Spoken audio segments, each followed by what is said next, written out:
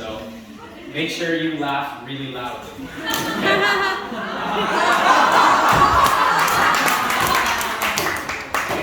Alright, so go ahead. Press record whenever you're ready, Michael.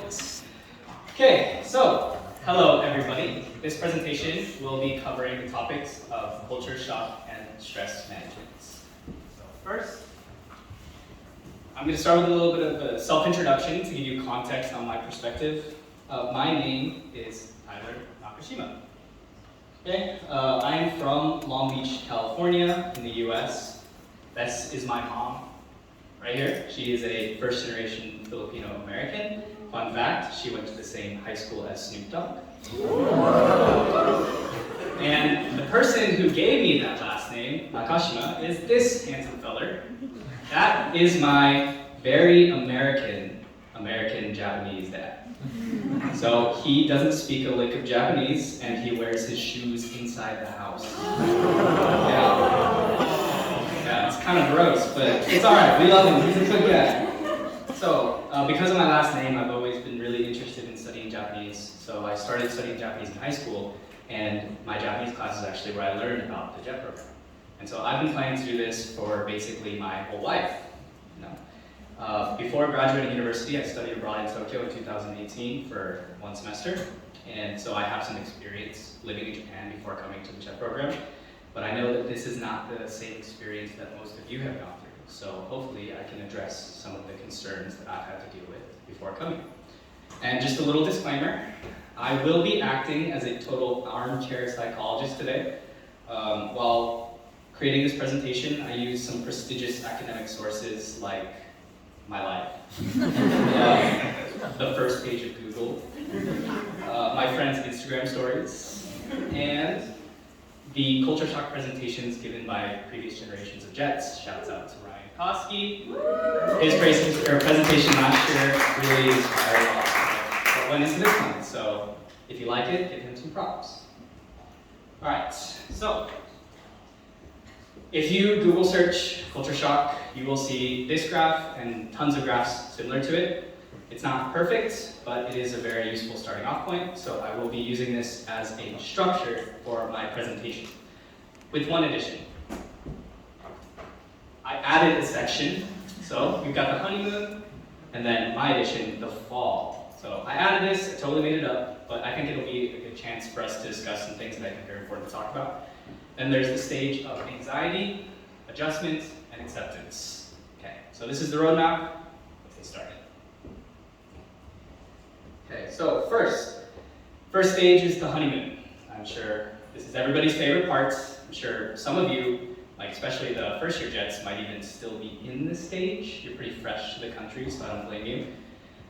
It's pretty hard not to fall head over heels in love with Japan when you first show up, because Tokyo is just so lively and colorful, and I got a lot of little pictures. You know, they sell delicious, cheap food even at the local convenience stores. Japanese people are so courteous and friendly and helpful. And next one, my personal favorite thing about this country. I guess I didn't know true cleanliness before I came here.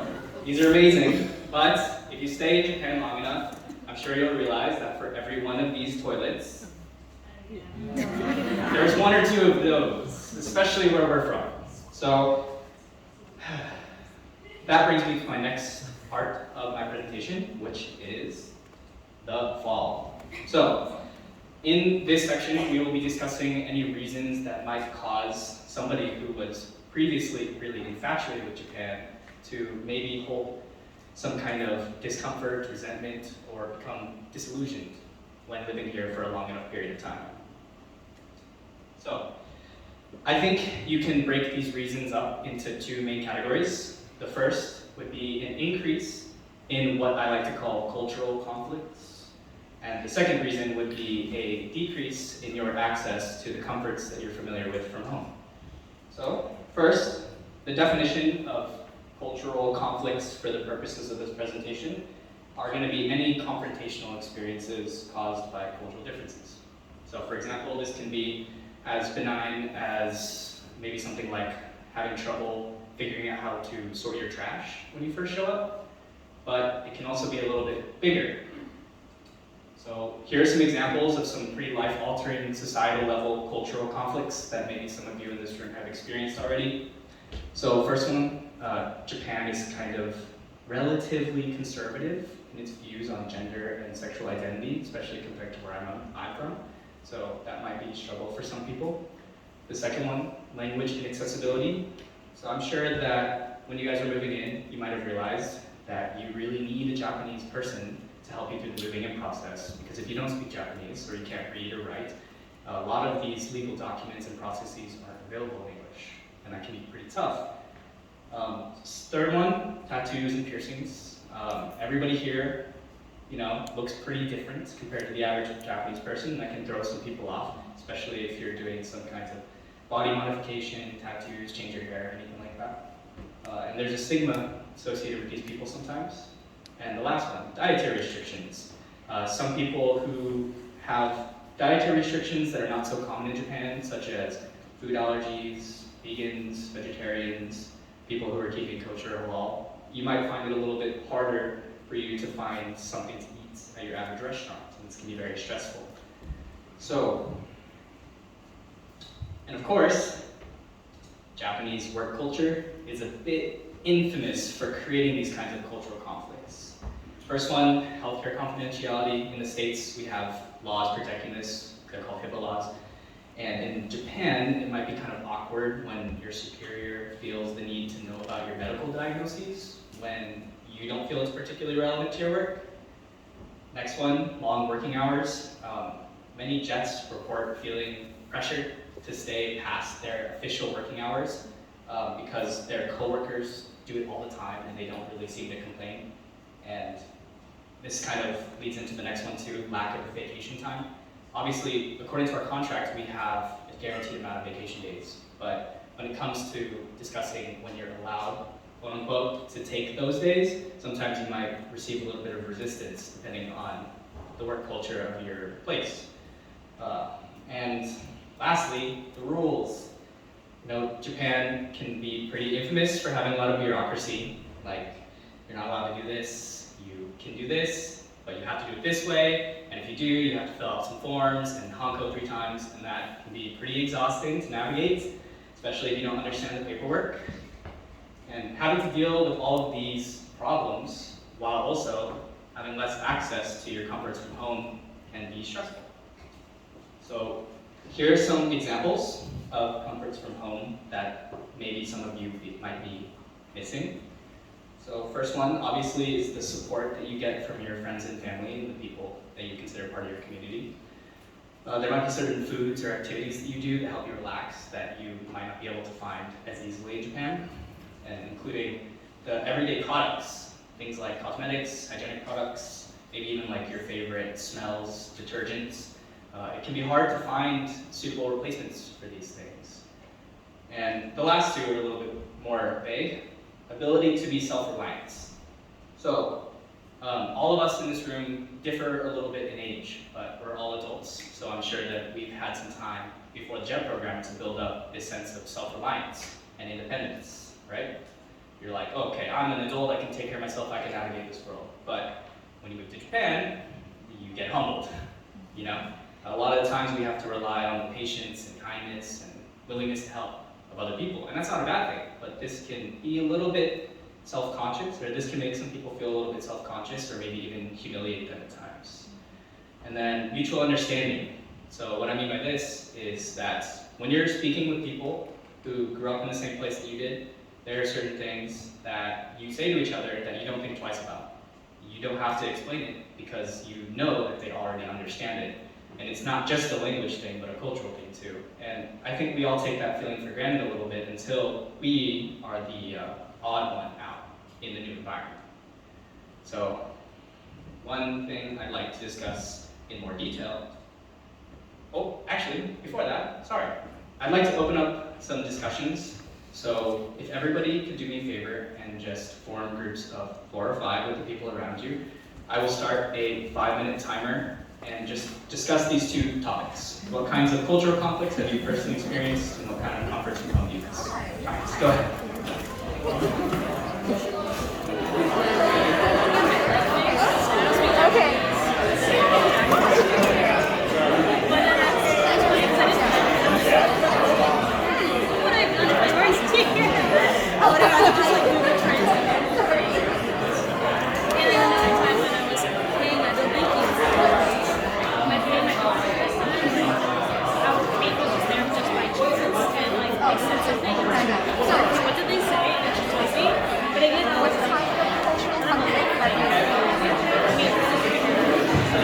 A handout will be passed along right now, so just take one of that.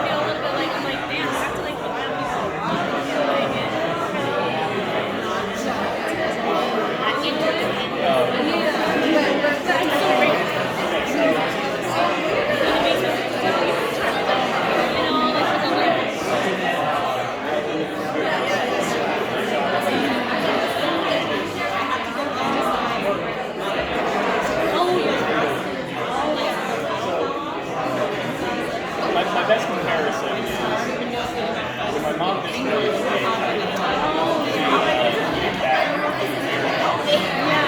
She felt really sick. A few days ago, she's like, oh my gosh,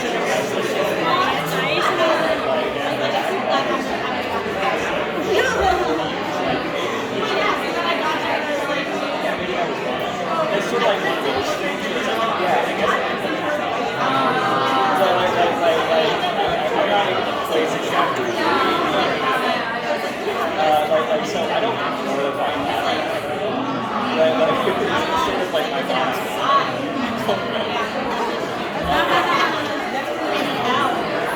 And then you look back and you're like, I guess.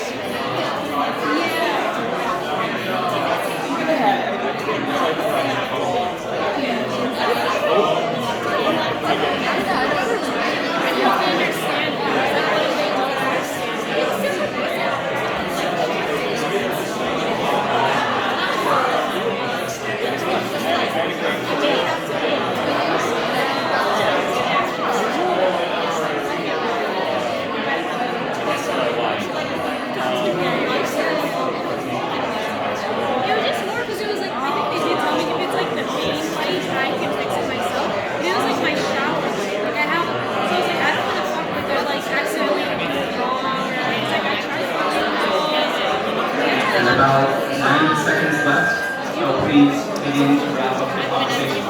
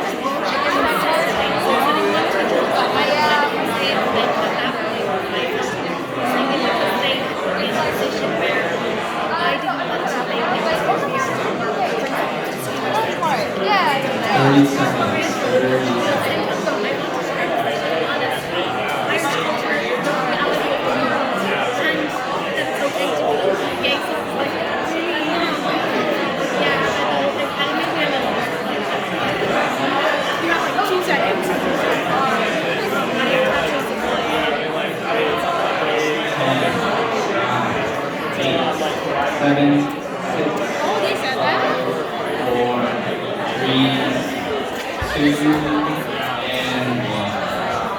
Alright, thank you. Alright, so I hope that was healthy for y'all. I hope you got some things off your chest, maybe trauma bonded a little bit.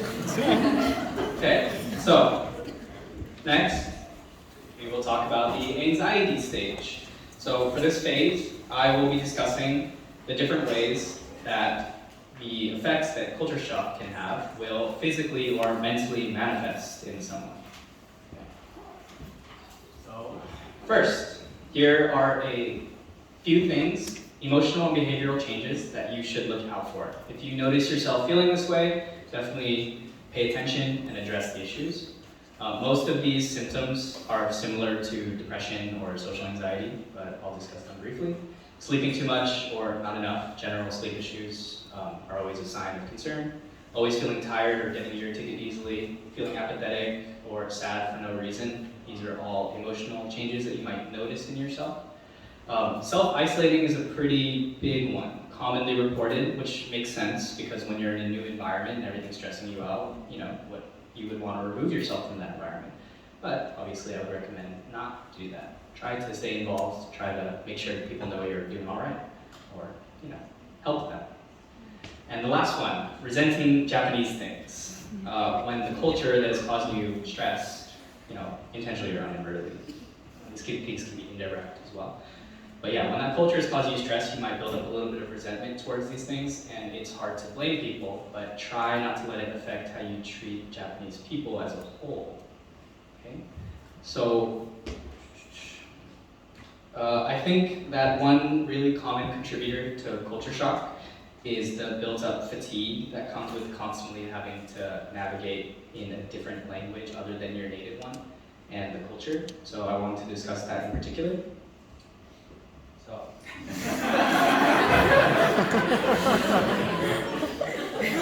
Language and cultural fluency. Part of me agreed to this presentation honestly because I feel like that guy all the time. But I just wanted to show you guys me my mate. Like, I've been studying Japanese since high school. I get my fair share of Nihongo Jozus, but even I feel like that constantly. And on top of studying just the mechanics of the Japanese language, Japanese is such a culturally contextual language that the more you learn, it can still feel hard to feel confident that you fully understand what's being discussed. So, for example, Japanese culture has this norm of separating your honne, which are your true feelings, versus your tatemae, which is the public facade that you're willing to show to people. And this is very different from the more straightforward, brash style of speech that I grew up around. And having to adjust myself to function within that is really exhausting. And it can give me anxiety about messing up in even the most simple, lighthearted conversations. And maybe you guys have felt this way. So, we've talked about what might cause your problems and how your problems might manifest. So now let's address certain ways that you can maybe adjust your behaviors and mentality to help you adjust, or to help you get adjusted and feel a little bit more comfortable in your new environment. So, first, I will start with a section where we will attempt to identify some common negative thought patterns and then suggest a way to shift your mentality. Okay, first, everybody around me is always judging me. You might catch yourself feeling this way, like everybody is constantly watching you and maybe scrutinizing your actions to see if you happen to know like the unwritten rules that everyone else is apparently following. But this is obviously not true. There are no cultural police. And I think a better explanation, or at least one way to view it, is that most of us live pretty far away from Tokyo in overwhelmingly Japanese communities. You might be one of the very few foreigners living where you live, and running into y'all might feel like running into like a shiny Pokemon or something. So generally, if you're just living your life normally and you know you're doing nothing wrong, and you catch somebody really staring at you, I think it's probably safe to assume they just think you're really cute. Okay. Next example. Thinking things that start with all Japanese people. So this would be stereotyping. And it is normal. People do it all the time, whether they mean to or not. Your brain is constantly looking to identify patterns through the noise. So don't be so hard on yourself if you find yourself doing this, but just acknowledge how this can have a negative effect on the presumptions that you make on people, individuals in particular, who belong to a collective that you're generalizing. So if you find yourself thinking this way, just try to remember that you should judge individuals based on their individuality, okay? And not as part of a collective all the time. All right. So next one. They're being a jerk just because I am a foreigner. So, disclaimer, obviously, racist people exist. And statistically, unfortunately, many of you have probably had experiences dealing with them firsthand.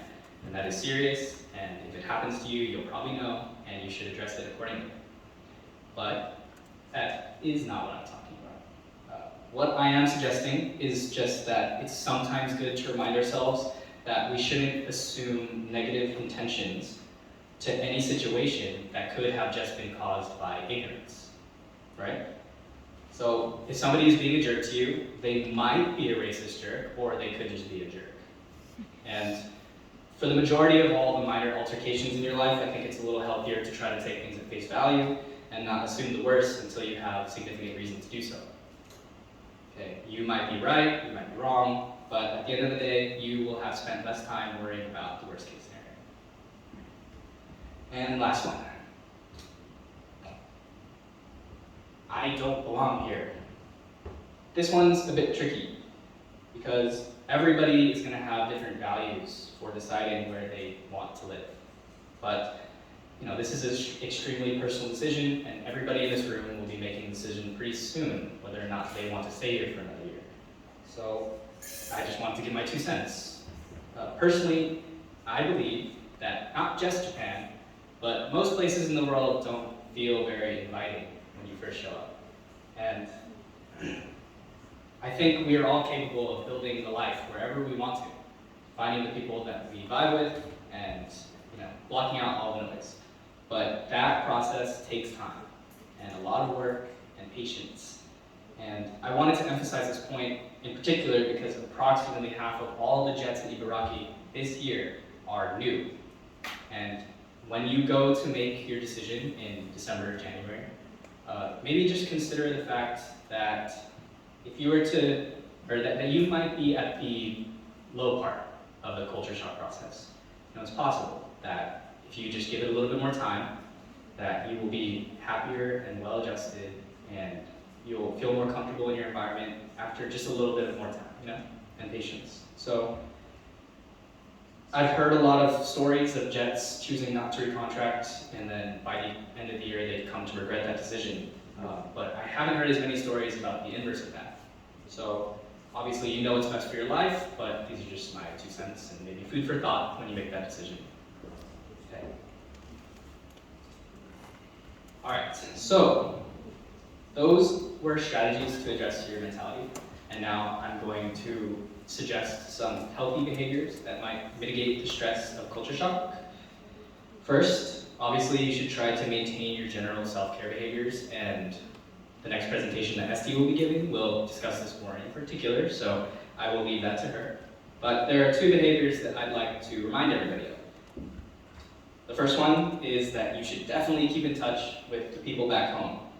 Jet's not forever, and you're going to go back there eventually, probably, unless you decide to stay here. But that's one other thing. But it's important to keep in touch with the people back home because living abroad can be such an isolating experience, and living in a different environment often makes you feel like you're changing to suit that environment. And when I find myself talking to the people back home, it's almost like I remember who I am. And I think that's important for your personal health. So make sure you schedule those video calls, or send some texts, or write a letter, or carrier pigeon. And just do what you gotta do to stay involved in each other's lives. Okay? And the second behavior is that I would highly recommend that everybody makes an effort to get connected with your communities in Japan. And by community, this is pretty broad. A community can be just a collection of like-minded individuals that have something in common. So whatever is important to you, whether it's your hobbies or the sports you like, your nationality, your ethnicity, sexual orientation, your religious beliefs, any of that, just try to make an effort to find out where those people congregate and stay involved with them. There are countless of ways to go about this. Maybe join a gym, do the Discord servers, maybe start a line chat. Just don't join a cult. You're good. There are a lot of those, so just be careful. one thing that's nice about the JET program is that we kind of come prepackaged with a large community, a very convenient community. And there are plenty of sub-communities within that organization as well. And if you ever are experiencing problems and support, obviously me and the other PAs would be happy to help you however we can. Talk to your coworkers, talk to your friends, talk to us, doesn't matter as long as you talk to somebody, okay? And if you're ever wanting to speak with us in informal setting or confidentially, that's okay too. Just make sure that you let us know and you're not gonna say anything illegal. Okay? All right. Last, if there really feels like there's nobody you can talk to, that is still not true. At a recent PA conference, we were introduced to this organization called TEL. What TEL does is that they employ professional counselors and volunteers to man hotlines. These hotlines are, you can give them a phone call, you can give them a text message, you can even live chat with them, you can send them an email. And if you ever feel like you're experiencing a problem that you do not know who to talk to about, or you just need to get something off your chest that you wouldn't feel comfortable anybody you know hearing, please reach out to them. On the handouts that I gave out, their contact information is all printed.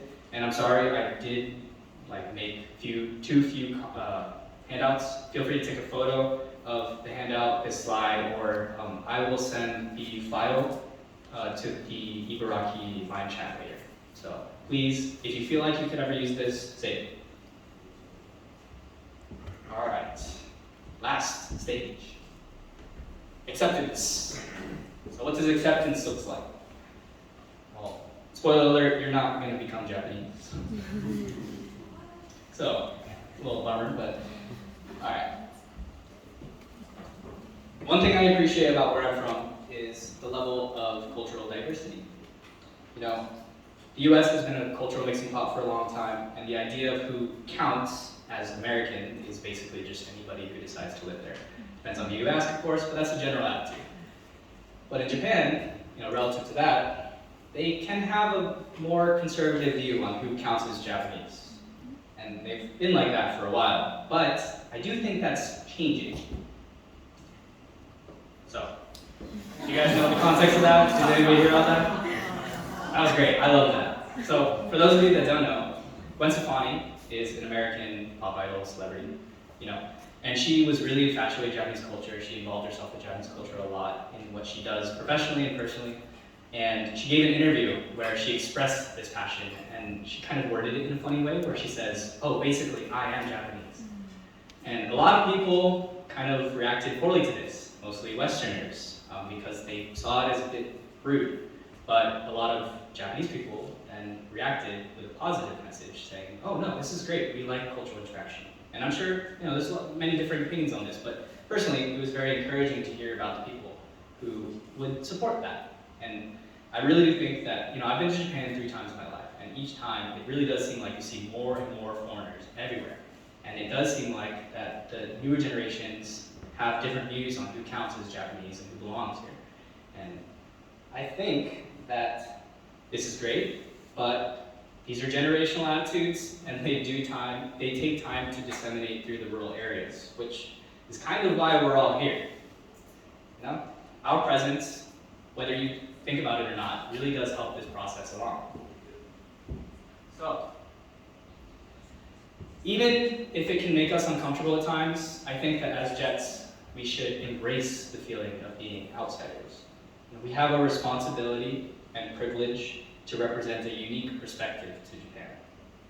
And, of course, it's important to learn about Japanese cultural norms and follow them the best that we can, when in Rome. But it's equally important to maintain your personal cultural identity so that you can represent it authentically to the Japanese people who are willing to learn. Okay, so we did it. We made it through the whole cultural process, or cultural shock process. We're all cured, right? So before I opened up this presentation to some questions maybe, I do have one more point I want to try to make though, so please bear with me. This graph is good. It's a useful reference, but in reality, the process will never look this clean and straightforward. It'll probably look a little bit more like this. less of a linear cycle and more of a vicious circle, really. And it can be exhausting. And it's good to remember that culture shock doesn't happen in a vacuum. This can be happening at the same time that all of your normal life problems are happening, and they can have compounding effects on each other, and it's exhausting. But it's a very fun and rewarding ride, and it's temporary. This will all be over soon, so try and make the best of it while you can, and just enjoy the ride. Thank you.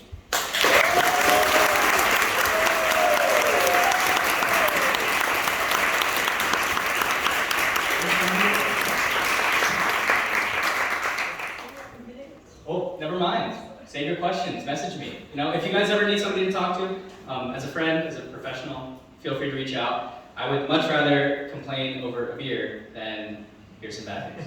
Okay. All right, thank you.